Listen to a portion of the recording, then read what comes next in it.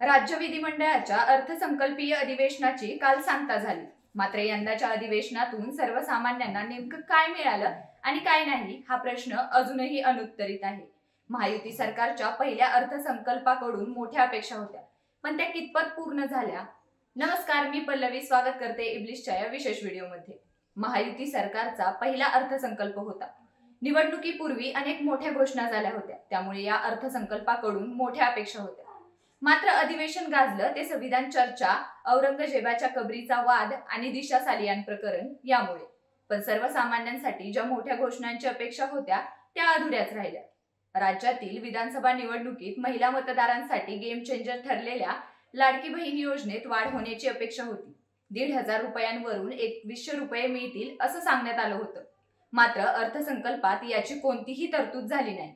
शिवाय निवडणुकीपूर्वी शेतकऱ्यांसाठी कर्जमाफीची मोठी घोषणा झाली होती, मात्र प्रत्यक्षात अर्थसंकल्पात त्याचा उल्लेखच नाही। त्यामुळे शेतकरी वर्ग नाराज आहे।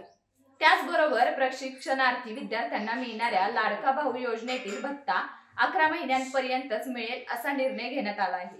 त्यामुळे अनेक तरुण निराश झाले आहेत। महायुतीने निवडणुकीच्या आधी मोठ्या घोषणा केल्या होत्या, मात्र त्यासाठी वेगळा निधी अर्थसंकल्पात ठेवण्यात आलेला नाही। त्यामुळे या घोषणा हवेत विरण्याची शक्यता आहे। तर हाच होता यंदाच्या अर्थसंकल्पीय अधिवेशनाचा आढावा। सरकारने मोठ्या घोषणा केल्या, पण त्या प्रत्यक्षात येतील का हा मोठा प्रश्न आहे। हे धोरण जनतेसाठी कसे ठरेल?